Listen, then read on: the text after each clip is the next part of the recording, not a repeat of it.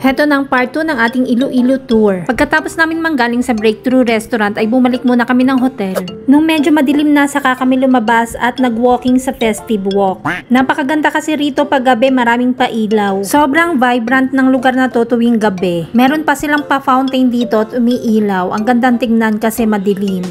At dahil nga mall ito, marami ka ring pwedeng kainan sa loob. Okay na okay yung pagkakagawa nila dito, very inviting sa mga turista. Mula rito sa Festive Walk, lumakad ka pa ng konti papunta sa K-Town. Nasa kanan lang ito. Tinawag na Koreatown kasi puro Korean restaurant ang karamihan dito. Hindi ako sure kung open din sila sa tanghali, parang sa gabi lang sila open na gaya nito. Ang ganda ngang naisip nila yung mga lanterns na pasabit kasi kahit wala kang planong bumisita at pumunta rito, mapapapunta ka talaga. Maku-curious ka kasi kung anong meron. Ayan, napakain tuloy kami ng samgyeopsal. At dahil nga puro Korean resto rito, wag kang magtaka kung karamihan na makikita mo ay puro Korean food. Na-enjoy ko rin yung samgyeopsal dito, masarap. Nakarami rin kami ng order dito kasi napasarap ang kain namin habang nagkukwentuhan. May bumati sa aming mukhang Koreano, may-ari daw nitong resto pero sabi ng asawa ko hindi raw yun Koreano.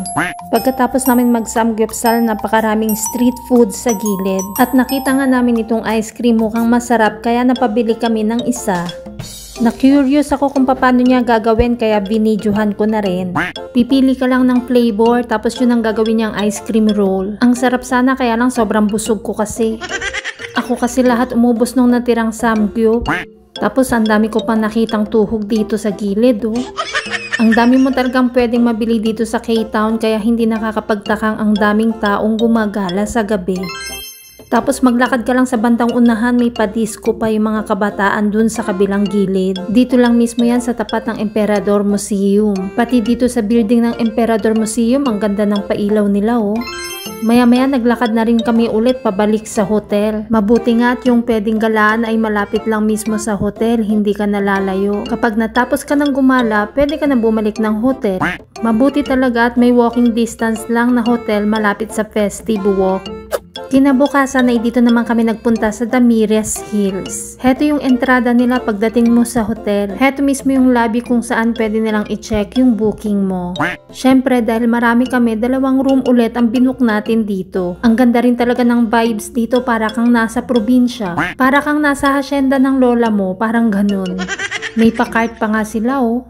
Heto yung room naming 3 at king size bed naman ang para kina Madeir sa kabilang room. Karamihan ng gamit nila sa room ay puro kahoy, kaya mas ramdam mo na para kang nasa probinsya. Okay naman ang restroom, malinis, okay din naman ang shower. Kung ang mga isasama mo rito ay nature lover, magugustuhan nila dito sa Damires Hills. Pero kung ang mga isasama mo ay mga may ingay at mahilig sa nightlife, baka hindi nila dito magustuhan kasi napakatahimik talaga dito. Ang ganda rin ng pool nila, nagbabad nga kami maghapon. Heto naman yung mga in-order namin nung lunch. Ang tawag daw dito ay gising-gising. Spicy veggies yan.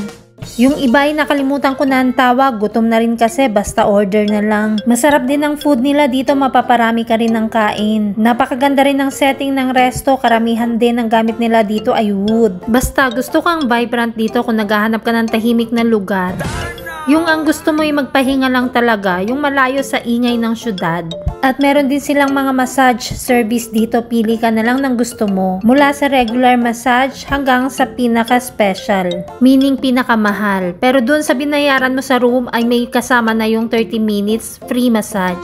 Pagkatapos namin mag-lunch ay nagkaayaan kami magpunta sa Canopy Walk. Libre lang naman na magpunta doon, medyo malayo nga lang, kailangan nyo maglakad. Syempre dito pa rin yun sa territory ng Damires Hills. Meron silang i-assign na isang staff para mag-guide sa inyo papunta road. Medyo malayo yung nilakad namin, mga 15 minutes walk siguro. Pero dahil nga napakaganda ng mga bawat dinadaanan nyo, hindi mo ramdam na malayo. Tapos dito aakyat pa kayo ng hagdan, hindi naman sobrang kataasan, tama lang. Kung mahilig ka mag-walking gaya ko, sisiw lang sa'yo to. Tapos heto na nga nakarating na kami dito sa tinatawag nilang Canopy Walk. Napakataas din ito at ang haba ng tulay. Tinanong ko pa si kuya kung matibay ba ito. Sabi niya, opo ma'am, kasi bagong gawa lang din yan. Tinignan ko din yung mga tali, mukhang matibay nga kasi makakapal na metal. Nung malapit na ako sa finish line, umayaw din ako. Sabi ko kay bossing ayoko na kasi gumigewang yung tulay. Kaya hindi ko na rin natapos. Pagkatapos namin sa Canopy Walk, bumalik na rin kami ng hotel at nagpahinga. Kinabukasan, heto yung vibes sa hotel. Napaka-peaceful at kasama na rin sa binayaran mo yung breakfast, pipili ka na lang kung anong gusto mo sa umaga. Ang sarap din ng kain namin ng breakfast dito, ang dami kasi ng serving nila. Pagkatapos namin kumain, maya-maya nagpahinga lang ng konti tapos nag-swimming na hanggang gabi. Syempre, hindi naman ito hot spring para mag-expect ka ng mainit na tubig. Sa tagal namin nagbabad na sanay na rin kami sa lamig. Heto naman yung vibes ng restaurant sa gabi. Napakaganda sa gabi. Ang sarap kumain dito. Sa gabi, mas ramdam mo yung para kang nasa probinsya, tahimik lang. Yung uupo ka lang dito, makikipagkwentuhan, may konting pa-music din sila.